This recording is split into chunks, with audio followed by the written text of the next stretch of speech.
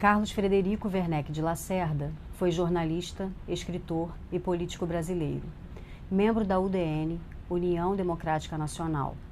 Lacerda ganhou fama com sua coluna na Tribuna da Imprensa, no jornal Correio da Manhã, de onde foi afastado, mas conquistou os direitos sob o nome de sua coluna, fundando seu próprio jornal, Tribuna da Imprensa, de onde desferiu por anos os maiores ataques a Vargas e outros desafetos políticos e ideológicos. Comunista no início de sua carreira, seguindo os passos do pai e dos tios, mas logo abandonou o comunismo em favor de um ferrenho conservadorismo de veia liberal. Sua verve agressiva e aparência soturna lhe valeram o apelido de O Corvo, dado pelo concorrente e adversário Samuel Weiner, dono do jornal Última Hora e aliado de Vargas.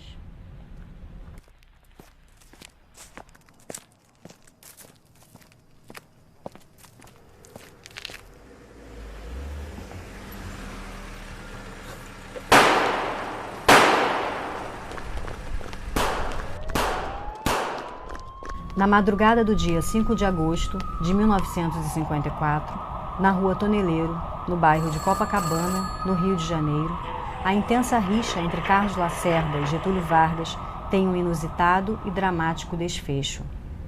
Lacerda iniciava sua campanha a deputado federal e voltava da noite anterior de um vitorioso comício no pátio do Colégio São José, onde pronunciou um discurso para mais de 1.000 pessoas.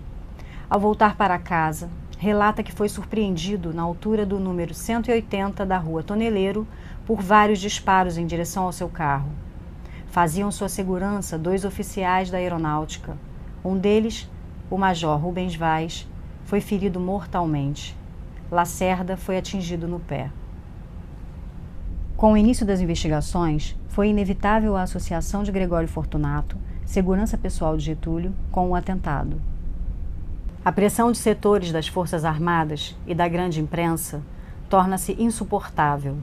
12 dias depois, as manchetes anunciam: matou-se Vargas.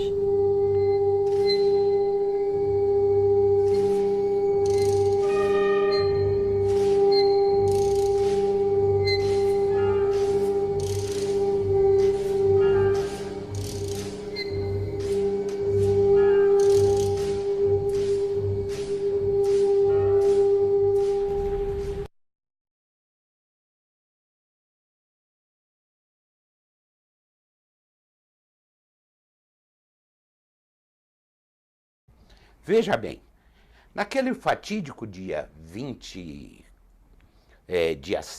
de agosto de 54. De agosto de 54, naquela noite de 4, Lacerda foi fazer uma conferência no Colégio São José, na Tijuca.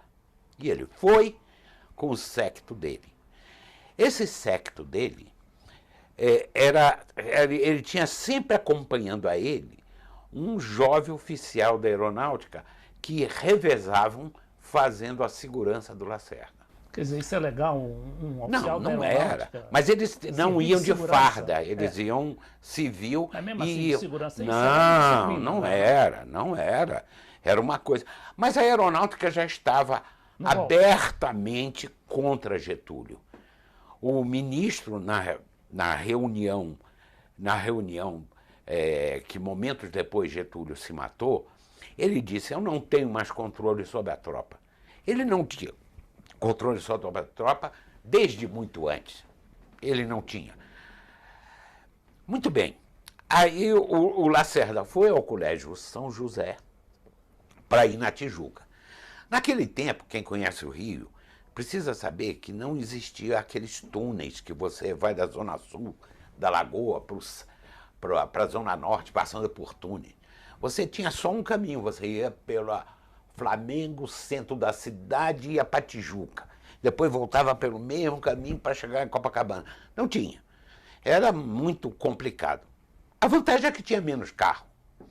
Mas Lacerda foi lá, fez a conferência, e nesta conferência, os 2 homens a quem foi atribuído a morte, Climério, que era da guarda de Getúlio, e o João Alcino do Nascimento, que teria atirado no Major Vaz, eles foram lá. Mas eles foram lá porque eles estavam cumprindo a função para a qual ele tinha sido contratado, João Alcino.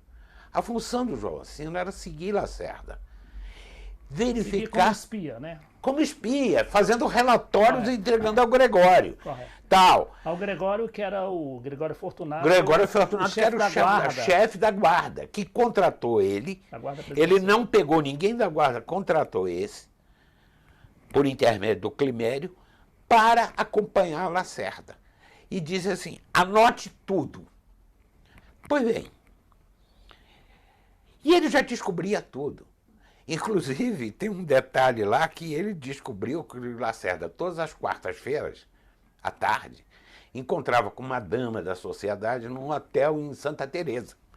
Naquele tempo não tinha motel, não tinha essas coisas e tal. E o Lacerda ia.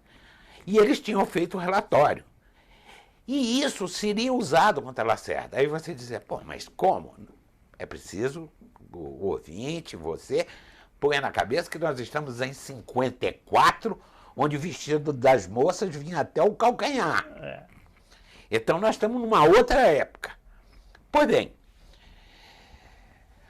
o Alcino e o Climério foram. Agora, tem um detalhe. Foram de quê? De táxi. Você imagina duas pessoas que vão cometer um crime, vão para o local do crime de táxi. E manda o táxi esperar.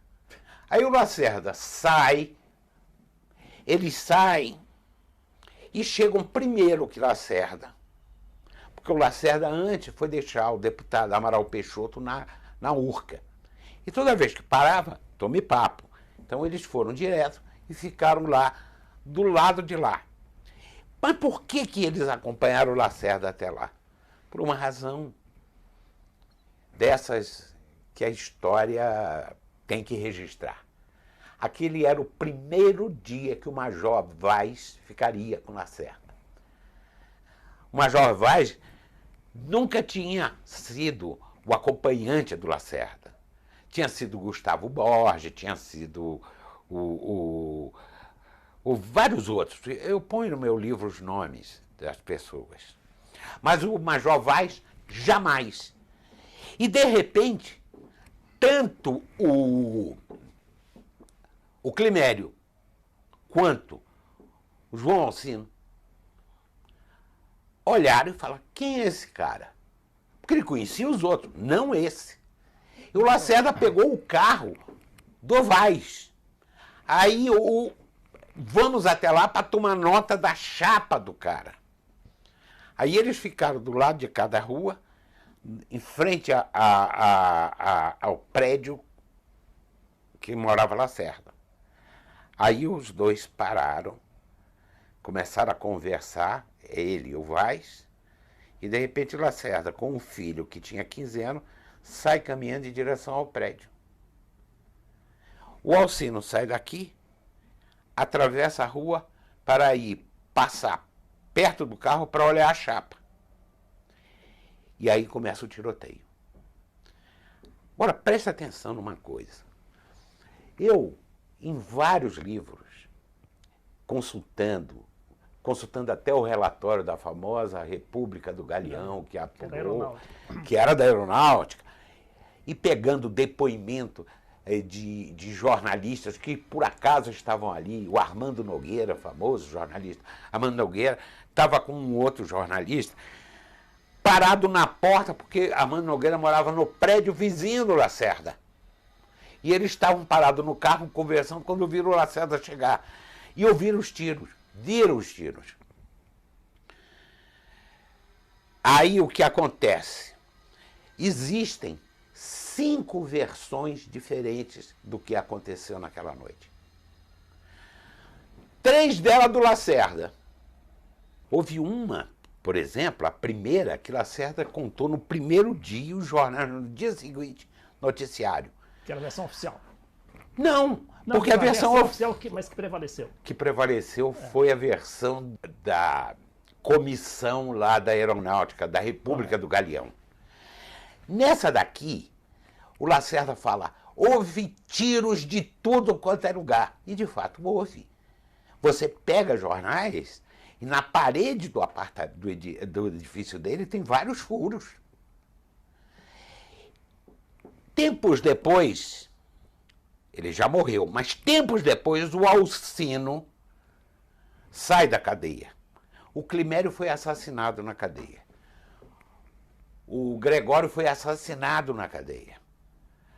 O Alcino sobreviveu e saiu. Aí 3 jornalistas foram entrevistá-lo. E acabou isso virando um livro.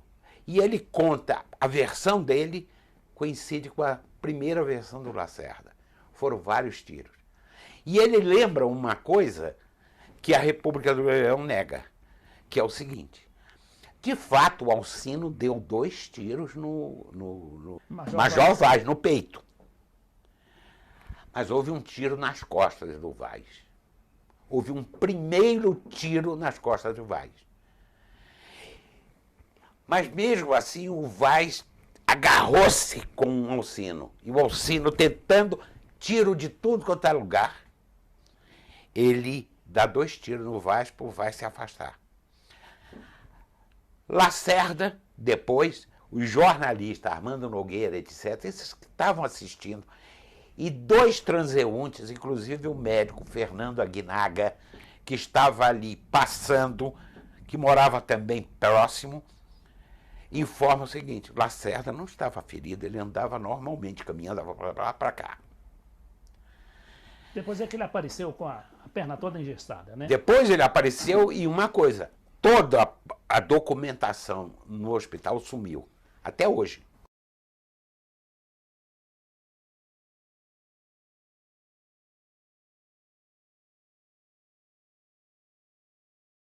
Há 26 anos depois da noite histórica, o Globo Repórter levou à Rua Toneleiro o homem que atirou contra Carlos Lacerda. Ele reconstituiu seus passos naqueles momentos decisivos. Exatamente à meia-noite, quando eu e Climério Orives de Almeida, Nelson Raimundo de Souza, chegamos na Paula Freita. Encostamos o carro, dali daquele carro, eu saltei e o Climério. Ficou o Nelson Raimundo no volante do carro. Daí encostou um carro nesta posição. Era exatamente o carro do Major Vaz, Sérgio e Carlos de Lacerda. Aí conversaram um pouco, enquanto nós, eu e Climério, estava do outro lado conversando também. Então, o Carlos Lacerda se despediu do Major e dirigiu a porta do edifício, que estava fechada. Veio mais o Sérgio para aqui, para a porta da garagem. Muito bem. Chegando aqui na porta da garagem, nessa altura eu já estava em frente à mala do carro, quando o Major me atacou pela mala do carro. Aí entramos em luta corporal rapidamente e eu ouvi um tiro. Esse tiro realmente atingiu pelas costas do Major.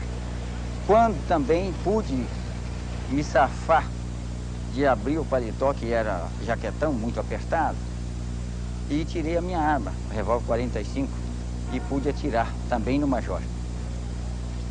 Nessa altura ele rodou e caiu. Aí eu saltei no meio da rua e ainda atirei ainda no Carlos Lacerda.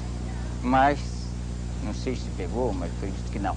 E aí saí correndo, dando os meus pulos, livrando já de uns tiros que saía desse lado aqui. Vários tiros. E encontrei rapidamente a minha perseguição, um guarda, Salvo Romero, que veio em minha perseguição. Ele me deu 5 tiros, mas felizmente não me acertou.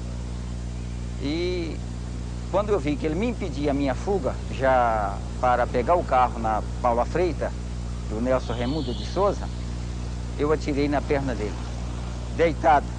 Aí ele caiu e eu pude sair. Saí em fuga, saímos na Nossa Senhora, na Avenida Nossa Senhora, e eu fui embora para a Praia do Flamengo. De lá joguei o revólver fora e saltei do carro, deixei o Nelson seguir.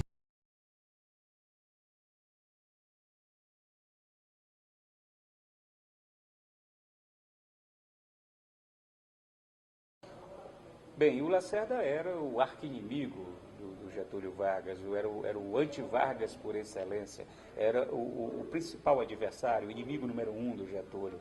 Quando acontece o trágico episódio da madrugada de 5 de agosto na Rua Toneleiro,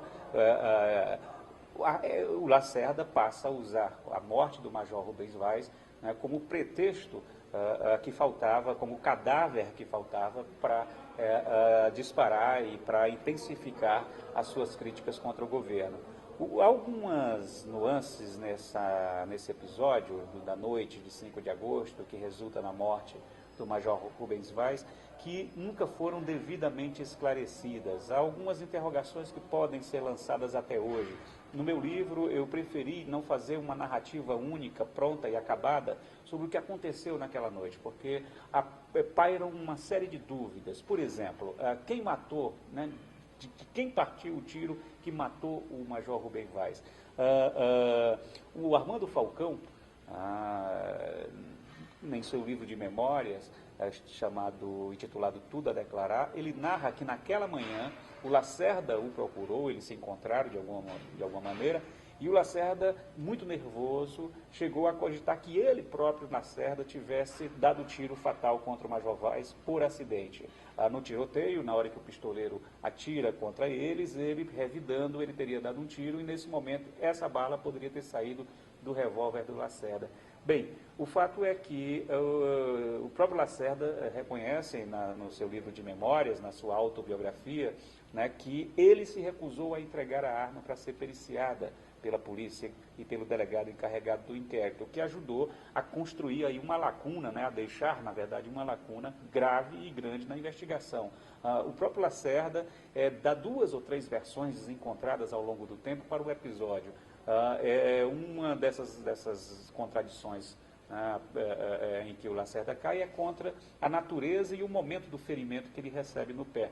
O Lacerda, segundo alegou-se, segundo ele historicamente defendia, ele levou um tiro no pé de 45. Bem, um tiro no pé de 45, né, uma bala de calibre 45, ele teria feito um estrago muito grande e qualquer especialista médico no assunto, qualquer ortopedista, né, o próprio filho do Getúlio, que era ortopedista, levantou essa lebre lá atrás, né, alguém que leva um tiro de 45 no pé não poderia nem ficar em pé, muito menos caminhar. E numa das versões apresentadas pelo Lacerda, ele é alvejado no pé, consegue mesmo assim entrar no seu prédio pela garagem, subir por uma escada interna, sair pela portaria, abrir a porta e atirar contra o pistoleiro. Ou seja, tudo isso ferido no pé. Bem, poderia até ter acontecido, mas o prontuário, pode até ter acontecido, mas o prontuário do Hospital Miguel Couto, onde ele deu entrada para cuidar do ferimento,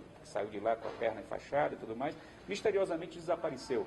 Ou seja, é muita lacuna, é muita contradição, são muitas versões conflitantes. Então eu preferi, no caso desse 3º volume da biografia do Getúlio, levantar para o leitor, oferecer para o leitor todas essas versões, né, porque para mim é impossível, né, dar uma única narrativa, dar uma única versão para esse episódio tão turbulento e que vai sim agudizar ainda mais a crise. E naquela noite, naquele momento, né, o Getúlio começa a morrer.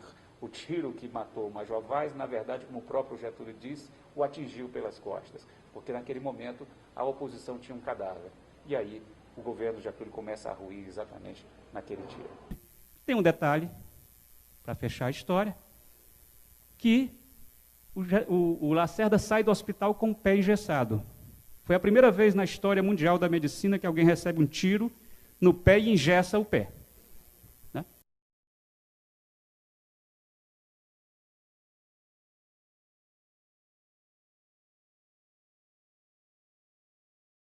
A minha versão dos fatos foi que aquele atentado contra Getúlio, contra Lacerda, não visava matar Lacerda. Visava matar o oficial da aeronáutica que estivesse com Lacerda. E isso eles conseguiram. Porque se houve 40 tiros E há fotos em jornal da parede do edifício do Lacerda com buracos de tiro. Se eles não acertaram o Lacerda, é porque não queriam acertar o Lacerda. Então, a trampa foi essa. Lacerda era a oposição histriônica a Getúlio. Aquele que falava que não sei o quê, que falou em 64, não sei o quê. E em 68 ele percebeu que durante todo esse período ele foi usado. Por quem? Por aqueles que fizeram o atentado e que depois empolgaram o poder em 64. Que Lacerda não tomou o poder em 64. Ele foi escanteado. Ele foi usado durante todo esse tempo. O tiro no pé do Lacerda. Quem conhece o local, eu visitei, eu fui ao Rio de Janeiro, fotografei e tal, não sei o quê. Era impossível, da onde ele estava, levar um tiro no pé. Era mais fácil levar na cabeça do que no pé. Mas vamos deixar assim. Mas o importante é que o jornalista Otávio Bonfim, que estava parado dentro de um carro próximo, ele estava deixando lá o jornalista Armando Nogueira, que morava num edifício vizinho a Lacerda. Eles veio do Diário de Notícias, né?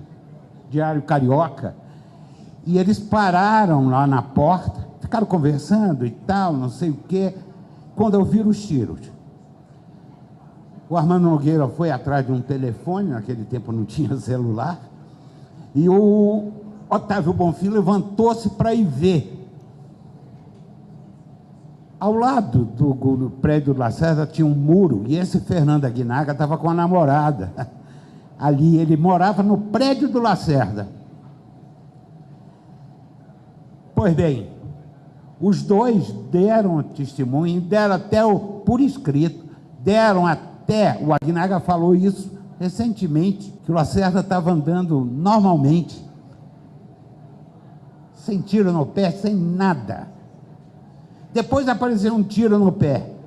E interessante é que o boletim médico, radiografias de Lacerda, quando ele foi para o hospital, sumiram, nunca foram encontrados.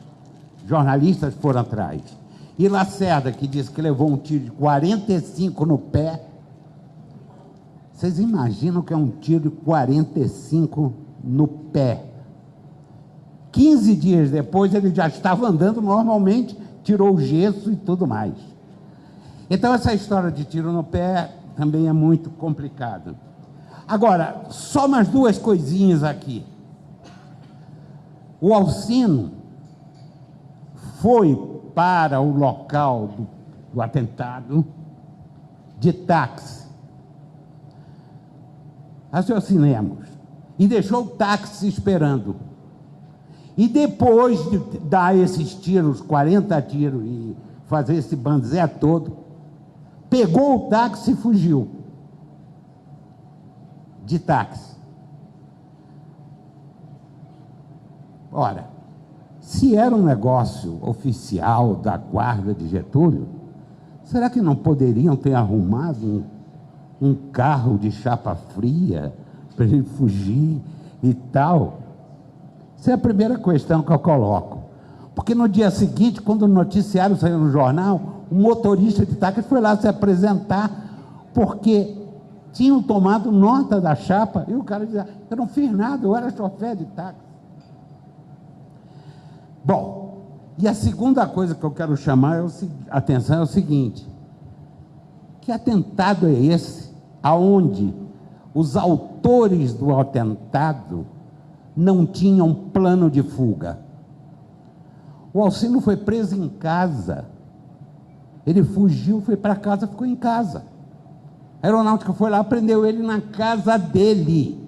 Se fosse uma coisa, Gregório botava ele num avião, mandava ele para aquelas brenhas, desculpe os gaúchos, do Rio Grande do Sul, naquelas fazendas, nunca iam encontrá-lo. Nunca. Mas ele foi, acusado de coisa, ficou em casa esperando a polícia chegar. Então, eu contei isso daqui para vocês verem um episódio que foi fatal para o desenlace, onde tanta coisa ainda precisa ser contada e investigada. 60 anos depois. Muito obrigado. Muito bom. Eu acho que o professor Conde traz uma provocação interessante, né? E nós temos aqui, eu acho que duas respostas que podem, duas pessoas que podem, na verdade, confirmar essa fatalidade, essa situação toda, esse cenário, né? Poderia ser... Só faltou dizer o seguinte, que o Alcino não era da guarda e tinha sido contratado por Gregório, ele vai confirmar isso, para seguir o Lacerda para descobrir podres. E já tinha descoberto que Lacerda, toda quarta-feira, num hotel lá em Santa Teresa, se encontrava com uma dama da sociedade. Agora aumentou o leque.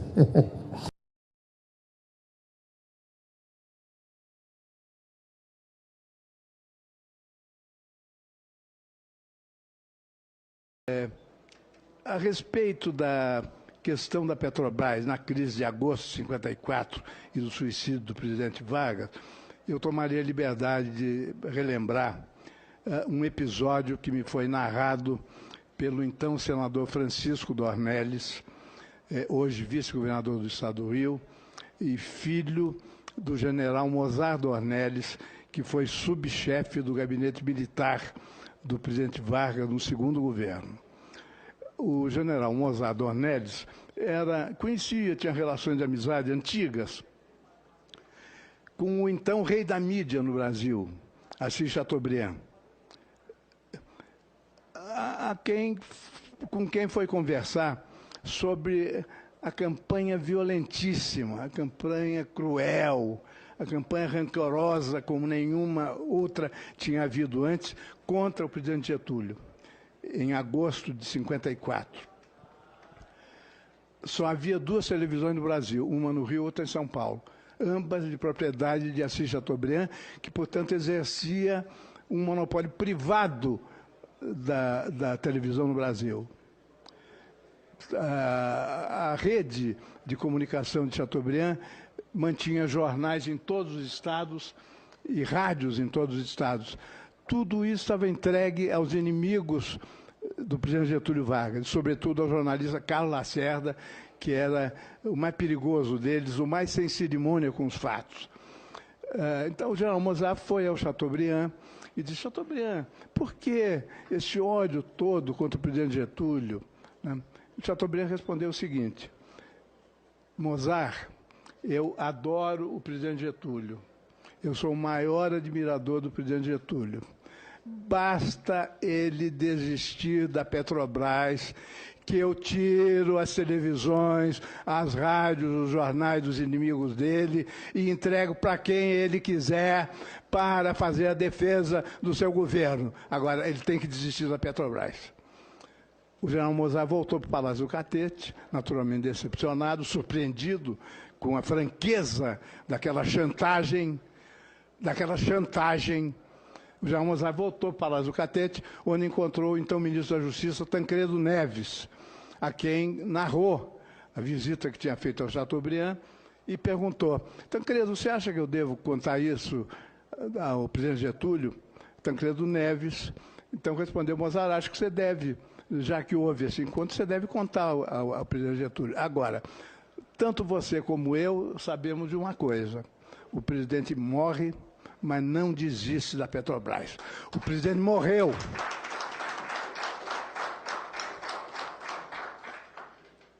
O presidente morreu. O presidente sacrificou a sua vida. E por ele ter praticado esse ato de heroísmo, nós temos hoje a Petrobras